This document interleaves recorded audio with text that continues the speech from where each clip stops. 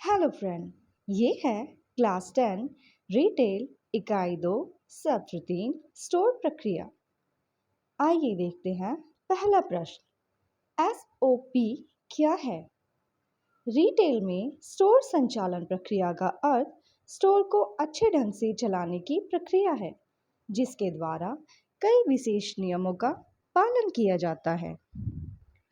दुकानों, शोरूम या अन्य खुदरा व्यापारों में दैनिक संचालन, बिक्री, ग्राहक सेवा, स्टॉक प्रबंधन आदि से जुड़ी प्रक्रिया का नियम तय करना होता है। इसका उद्देश्य यह होता है कि हर स्टाफ एक समान और कुशल तरीके से काम करे। रिटेल एसओपी के मुख्य क्षेत्र।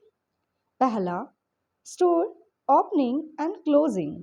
स्टोर खोलने और बंद करने की तय प्रक्रिया, जैसे साफ सफाई, कैश काउंटर की जांच, लाइट्स और सुरक्षा प्रणाली की चेकिंग आदि।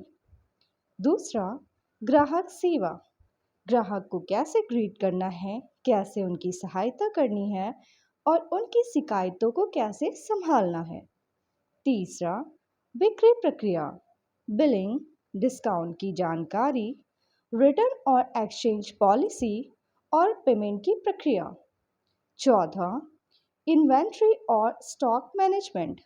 स्टॉक की गिनती करना, रसीद बनाना, माल प्राप्ति करना और रख रखाव तय करना। Visual merchandising. प्रोडक्ट को शेल्फ पर किस तरीके से सजाना है, कैसे डिस्प्ले करना है आदि। Safety and security. चोरी से बचाव, अग्निशमन की जानकारी, इमरजेंसी निकास की प्रक्रिया आदि। आइए देखते हैं अगला प्रश्न। इन्वेंट्री प्रबंधन पर एक संक्षिप्त नोट लिखें। इन्वेंट्री प्रबंधन एक व्यावसायिक प्रक्रिया है जिसमें किसी संगठन की वस्तुओं, कच्चे माल, अर्धनिर्मित और तैयार माल की योजना, निगरानी और नियंत्रण किया जाता है। इसका मुख्य उद्देश्य मांग के अनुसार उपयुक्त मात्रा में स्टॉक को बनाए रखना है, ताकि उत्पादन और बिक्री में बाधा न आए। इस प्रक्रिया में सामान की गिनती, रखरखाव और चोरी से रोकना भी शामिल है। इसका मुख्य उद्देश्य है अधिक या कम स्टॉक से बचाव करना, लागत में कमी करना, समय पर उत्पाद उपलब्ध कराना, ग्राहक संतुष्टि में वृद्धि करना। अगला प्रश्न है, एक्सचेंज और रिटर्न के संबंध में स्टोर प्रक्रियाओं पर एक नोट लिखें। रिटेल के आकार के आधार पर लेन देन बिक्री के अलग नियम हो सकते हैं। छोटे खुदरा विक्रेता आमतौर पर बिक्री क्षेत्र में ही रिटर्न और एक्सचेंज भी करते हैं, जबकि बड़े खुदरा विक्रेताओं के पास अन्य लेन देन से निपटने के लिए एक अलग विभाग हो सकता है। लेन देन की सुविधा के लिए आवश्यक दस्तावेज को सही तरीके से पूरा करना चाहिए। एक्सचेंज और रिटर्न के लिए स्टोर प्रक्रियाएं। सबसे पहले ग्राहक उत्पाद बदलने या वापस करने के लिए अनुरोध करता है। उसके बाद स्टोर कर्मचारी उत्पाद की जांच करता है।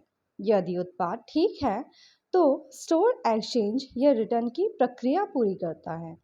ग्राहक को नया उत्पाद या पैसा फिर वापस कर दिया जाता है।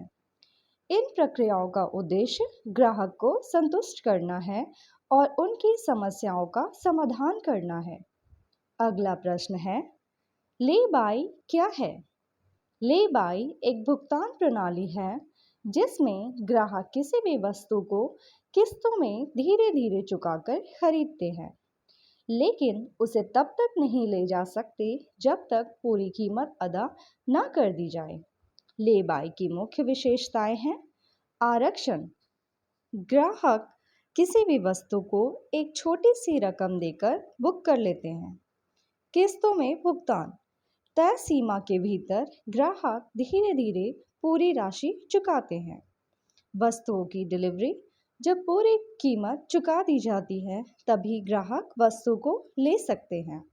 ब्याज नहीं लगता। अधिक ले बाई योजनाओं में कोई ब्याज नहीं लिया जाता, जो इसे ईएमआई से अलग बनाता है। ले बाई के लाभ। इसमें बजट के अनुसार भुगतान करने की सुविधा है। बिना कर्ज लिए चीज़ें खरीदने का एक अच्छा विकल्प है। खास ऑफर या कीमत पर सामान खरीद सकते हैं। ले बाई के नुकसान: तुरंत वस्तु नहीं मिलती। समय पर किस्त न चुकाने पर ले बाई को रद्द कर दिया जा सकता है और अधिक राशि भी काट ली जा सकती है। अगला प्रश्न है, स्टोर खोलने की प्रक्रिया क्या है? इस प्रक्रिया के दौरान काफ़ी सावधानी रखनी चाहिए। इसके अंतर्गत एक कर्मचारी स्टोर के अंदर जाता है, लाइट जलाने के बाद पूरे स्टोर का दौरा करता है और यह निश्चित करता है कि सब कुछ सामान्य है या नहीं, अर्थात स्टोर में किसी भी सामान के साथ कोई छेड़छाड़ तो नहीं हुई है। कैश काउंटर का लॉक खुला है या बंद है। अगर कुछ भी असामान्य दिखता है तो बाहर खड़े व्यक्ति को संकेत देता है और वह व्यक्ति अपने अधिकारियों या पुलिस को सूचित करता है। अगला प्रश्न है, स्टोर बंद करने की प्रक्रिया क्या है? इस प्रक्रिया के दौरान प्रवेश द्वार को सबसे पहले बंद कर दिया जाता है और अंतिम ग्राहक के निकलने तक ग्राहक पर ध्यान केंद्रित किया जाता है। अगर कोई ग्राहक जाने की जल्दबाजी कर रहा हो या बीच लाइन में घुसने की कोशिश कर रहा हो, तो अधिकारियों को इस बात की जानकारी दी जाती है। अंत में एक कर्मचारी पूरे स्टोर का निरीक्षण करता है और कैश और कीमती सामान का निरीक्षण करने के बाद अंत में सारी लाइट बंद कर दी जाती है और स्टोर पे ताला लगा दिया जाता है। धन्यवाद।